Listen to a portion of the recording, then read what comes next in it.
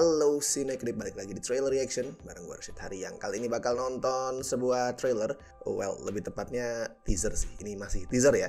Teaser trailer untuk salah satu horor paling high profile di Indonesia tahun ini, yaitu Susana Malam Jumat Kliwon, yang udah ngerilis teasernya 3 harian yang lalu.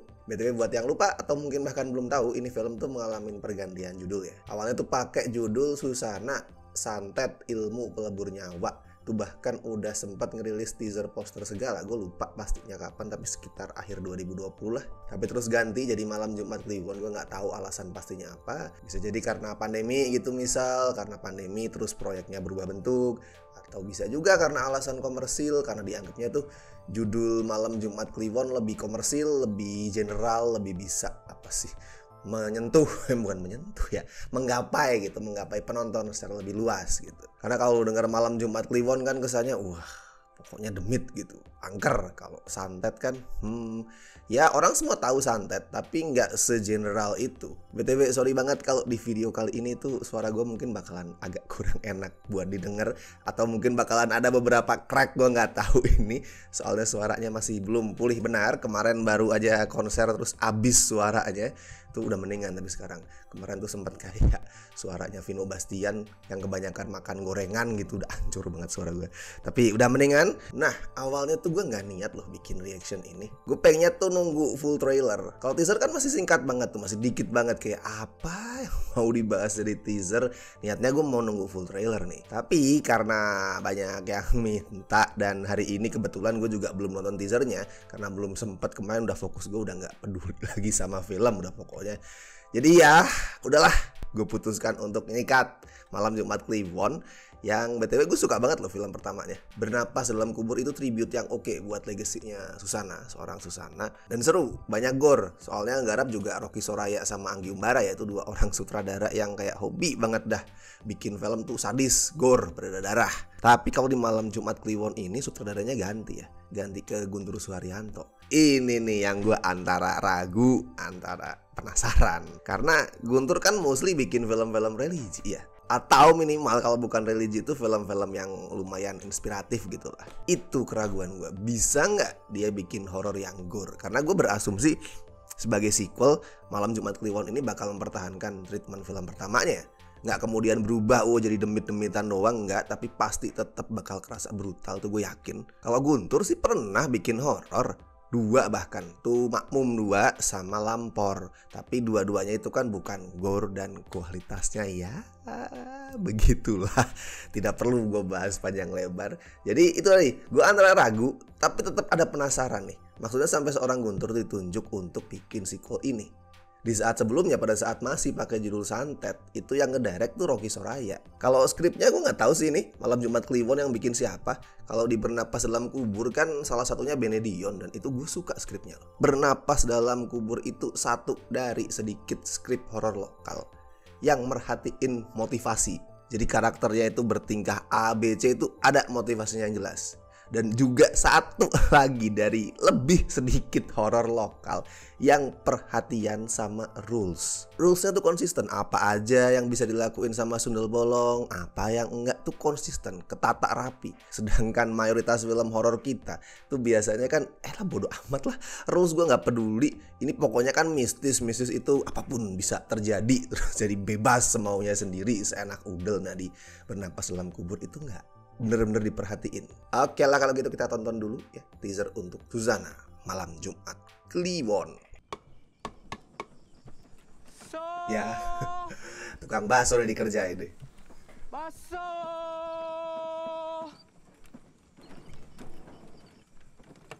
Waduh, serem anjing.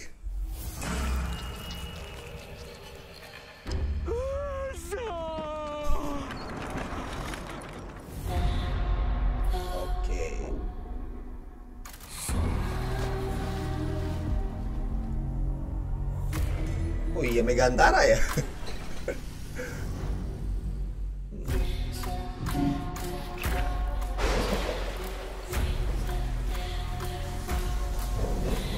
Wah, gendong pocong lagi aja. Creepy itu. Anjir.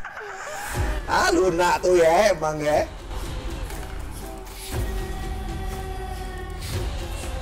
Oh. Wah, babi. Bentar. Tadi itu adegan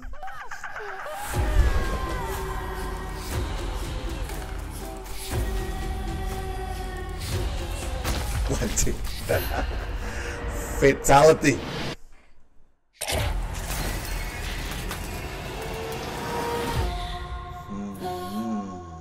Oh, belum ada tanggal tayang ya. Oke, ya masih pendek sih karena baru teaser ya. But looks promising. At least dari adegan pala pecah yang vulgar tadi ya, yang belak-belakan, yang nggak main apa sih, off screen, nggak di sensor pribadi, sensor mandiri gitu, tapi vulgar langsung diliatin. Tuh keraguan gue soal apakah Guntur mau dan bisa bikin film yang gore itu berkurang. Lumayan drastis loh. Gue nggak tahu hasil akhirnya bakal gimana, apakah emang gore-nya itu banyak, tapi dengan teasernya mutusin buat nampilin itu sebagai highlights. Soalnya di highlights kan tadi, jadi jualan utamanya. Terus seolah kayak ngomong, nih ini film brutal, sadis, gore. Oke. Oh, dan as always ya, film bikinannya Guntur tuh kelihatan mahal sih, kelihatan cakep. Cocok lah sama treatmentnya Soraya. Soraya kan tuh mau bikin film apa aja nih, even horor pun tuh pasti kelihatan mahal. Bernapas dalam kubur itu kelihatan mahal. Even Jeritan Malam itu juga kelihatan mewah juga, kelihatan bukan kayak apa sih, horor murahan tuh enggak. Di luar kualitasnya tuh bagus atau ngeri atau enggak itu urusan lain ya, tapi looknya pasti kelihatan cakep. Luna Maya masih serem banget, kampret itu orang emang. Bukan cuma soal mirip sama Susana ya. Kalau yang urusan mirip sama Susana itu udah lewat. Itu sudah tidak perlu dibahas lagi. Mirip, that's it, titik. Tapi intinya Luna itu masih beneran serem. Mukanya, ketawanya, gesturnya, berdiri di atas nangkring duduk di atas pohon itu serem. Cuman Mas ini yang gue ragu sih. Megantara gue ragu jujur.